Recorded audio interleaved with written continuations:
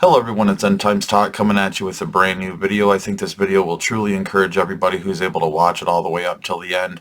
And I'm telling you people, the timing of the rapture is right in front of us. This isn't date setting, this isn't high watch days, this isn't any of that stuff. This is signs of the times, okay? And I was spending some time with the Lord this morning, worshiping Him, and I just opened the Bible and it opened right up to this. I'm telling you, I mean, the Lord's been doing this with me lately and just showing me different things. And I believe He's given me something to encourage people with so that way they can understand the timing of the rapture and how close it actually truly is. All right. And there are still events that still have to take place a little bit. But I mean, I'm telling you, we are right on the cusp of this thing. And we're going to start in Zephaniah chapter 2. All right. It says, "Gather yourselves together, yea, gather together, O nation not desired, before the decree, bring forth, before the day passes the chaff, before the fierce anger of the Lord come upon you, before the day of the Lord's anger come upon you. Seek ye the Lord, all ye meek of the earth, which have wrought His judgment, seek righteousness." And this is talking to all those people that are not living for God. It says, "Seek meekness, it may be ye shall be hid in the day of the Lord's anger." We know that the day of the Lord's anger is the great tribulation. So it's talking about that it may be ye shall be hid in the day of the Lord's anger. Hid how? Taken to heaven for 7 years during the time of the great tribulation upon the earth. Now listen. This, I believe, if we put everything into context and continue to go with the chapter, we're going to see that there's events taking place that line up with the things that are happening right now, and I think you're truly going to be encouraged by this. It says, "For Gaza shall be forsaken," Gaza Strip, right there, "and Ashkelon a desolation." All right, so Ashkelon was a Philistine area, all right, which actually is Palestine, Palestinian, okay? And all these areas that it's speaking of right here are Philistine areas that translate right to Palestinian areas, okay? Listen to this. "For Gaza shall be forsaken, and Ashkelon a desolation." And isn't that happening now? "They shall drive out Ashdod at the noonday, and Ekron shall be rooted up. Woe unto the inhabitants of the sea coast." The Gaza Strip is on the sea coast right there. "The nation of the Cherethites," okay, and that's a Philistine area, okay. The word of the Lord is against you, O Canaan, the land of the Philistines. I will even destroy thee. That's what's happened. That's what's happened. This is God doing it. This is God doing this. All right. "That there shall be no inhabitant." All right. And it says, "And the sea coast shall be dwellings and cottages for shepherds, and folds for flocks. And the coast shall be for the remnant of the house of Judah. They shall feed thereupon in the houses of Ashkelon. They shall lie down in the evening. For the Lord their God shall visit them and turn away their captivity. I have heard the reproach of Moab," which is an area in Jordan now, okay, "and the revilings of the children of Ammon," which is another area in Jordan. So it says, whereby they have reproached my people and magnified themselves against their border." And Jordan is completely against what Israel is doing right now. This lines up, people, and this is talking about being hid in the day of the Lord's anger, okay? In verse 3 of Zephaniah chapter 2, it talks about, in the end of the verse, it talks about being hid in the day of the Lord's anger. And look at all these things that are happening, and they're literally lining up, all right? Pay attention here. We're going to go into something else. This is going to get deeper. "Therefore, as I live, saith the Lord of hosts, the God of Israel, surely Moab shall be as Sodom, and the children of Ammon as Gomorrah." So God's going to destroy Jordan, just as He's done with the Gaza Strip.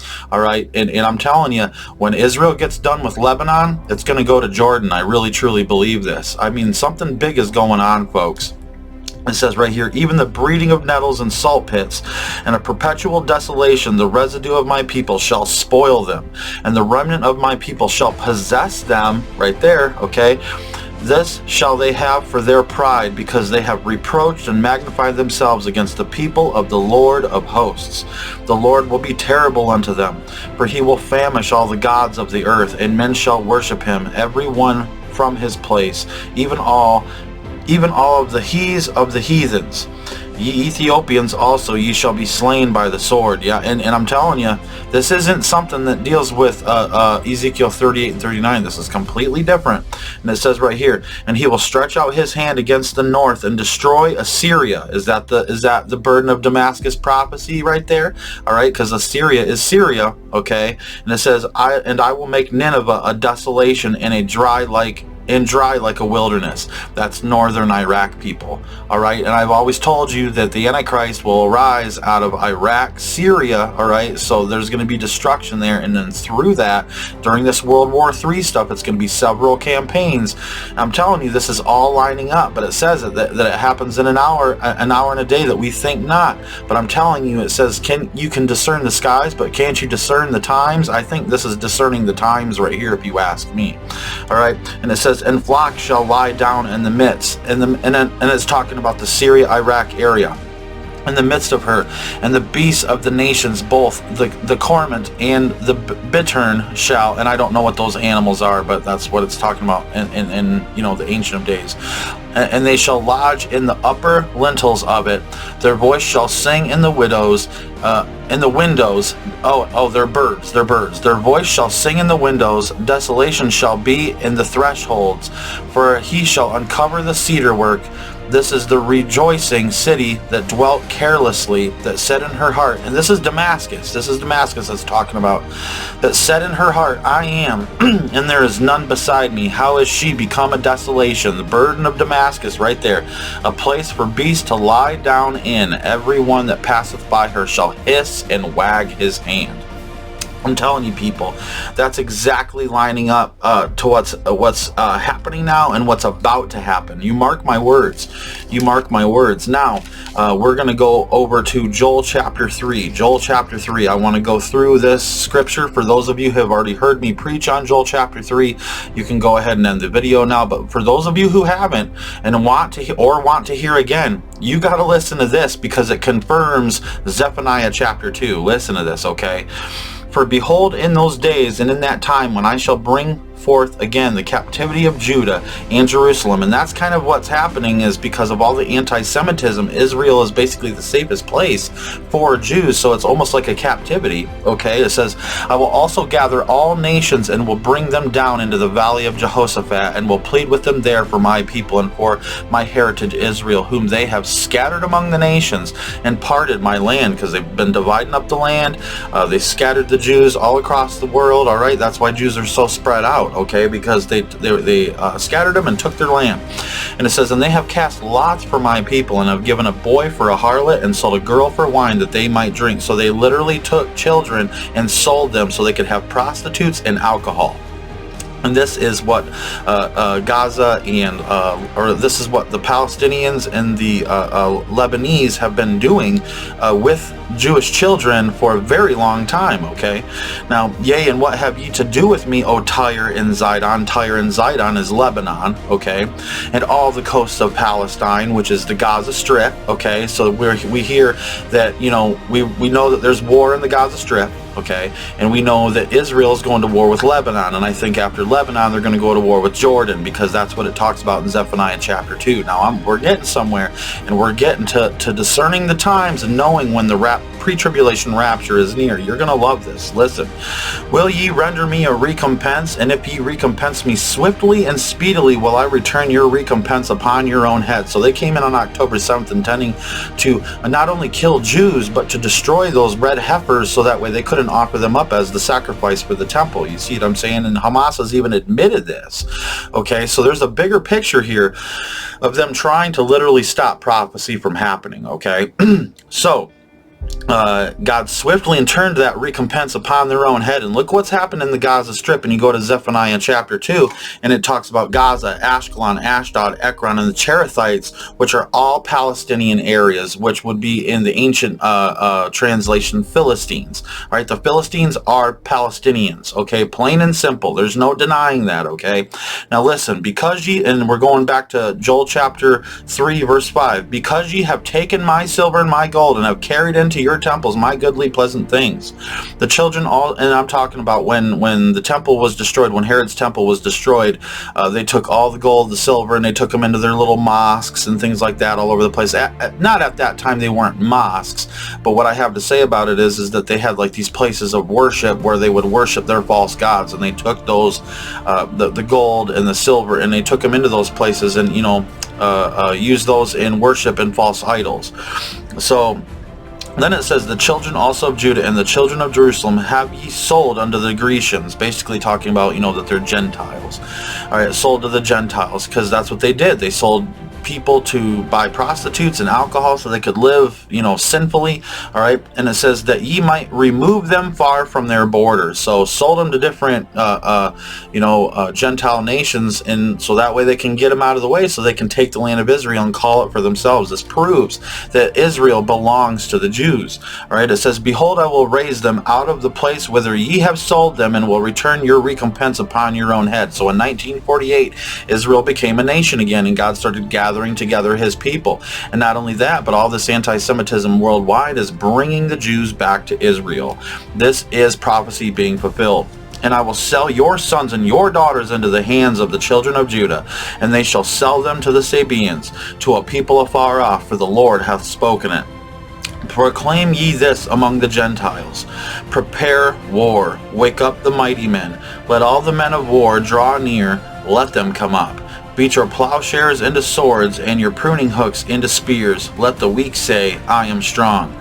Assemble yourselves, and come all ye heathen, and gather yourselves together round about thither, because the Lord thy mighty ones cause thy mighty ones to come down, O Lord. Let the heathen be wakened, and come up to the valley of Jehoshaphat, for there will I sit to judge all the heathens round about. Now that's what's happening. These people who have always hated Israel have been kind of, surrounding them politically, surrounding them militarily. Iran has got their hand in this, and using different proxy nations. So they're not taking the heat for it, but we all know that Iran is an octopus with many tentacles, okay? Now listen to this. Put ye in the sickle, for the harvest is ripe. Come get you down, for the press is full. The fats overflow, for the wickedness is great. And I believe that's talking about the winepress of the wrath of God and the fat of the grape, that inner placenta that's being talked about there.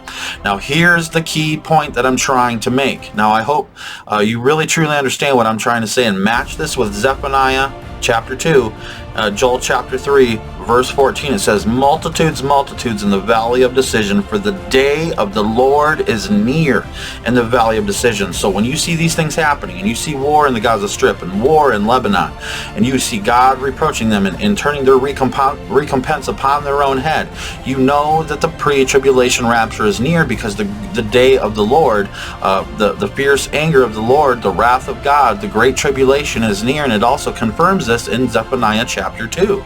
Now I'm going to tell you right now, we're just going to finish out the scriptures. It says, the sun and the moon shall be darkened. So we're expecting a solar eclipse on April 8th, 2024, and that's just in America. There's going to be more of them in this time. And then also more blood moons, which is a lunar eclipse. All right, when the lunar eclipse happens, it turns it to a blood red color because of the way the light bends around the earth when the shadow of the earth is in front of the moon. All right, and it says, and the stars shall withdraw their shining. All right, this is getting serious, people. Just a little bit more here. Listen to this. The Lord also shall roar out of Zion, and utter his voice from Jerusalem, and the heavens and the earth shall shake. But the Lord will be the hope of his people, and the strength of the children of Israel. So shall ye know that I am the Lord your God, dwelling in Zion, my holy mountain. Then shall Jerusalem be holy, and there shall no strangers pass through her any more. And it shall come to pass in that day that the mountains shall drop down new wine, and the hills shall flow with milk, and all the rivers of Judah shall flow with waters, and a fountain shall come forth of the house of the Lord, and shall water the valley of Shittim. Egypt shall also be a desolation, and Edom shall be a desolate wilderness. All right, so Edom is Iran. So all this stuff, there's going to be major war in the Middle East. Read configuring everything, and this is going to set things up for the Antichrist to emerge. All right, but I'm telling you right now, God's knocking them back into their place is what's really happening here. All right, and God's going to use Israel and nations who stand with Israel to do it. All right, it says right here that Edom shall be a desolate wilderness for the violence against the children of Judah, because they have shed innocent blood in their land. And that's has been going on for a long time, not just October 7th. They've been killing and slaughtering Jews in the land of Israel for a long time. But Judah shall dwell forever, and Jerusalem from generation to generation, for I will cleanse their blood that I have not cleansed, for the Lord dwelleth in Zion. I'm going to tell you, people, I mean how many signs do you need that we're right here at the cusp of this thing? Let's go back here, and I want to show you, all right, that it says right here, all right, when it's talking about Palestine being destroyed, and when it's talking about Gaza being destroyed, it says right here, for Gaza, it says in Zephaniah chapter 2 verse 4, it says, for Gaza shall be forsaken. All right, that's and it's talking about all these places within Gaza, within the land of the Philistines being destroyed, and that's the Palestinians. Gaza, Ashkelon, Ashdod, Ekron, the Cherethites, all some of these are major cities in the ancient days, but this all translates to now as well. And then you're going to see Israel go at it with Jordan. Moab and Ammon are going to, it says that they're straight up going to be treated as if they were Sodom and Gomorrah, and they're going to be destroyed as such.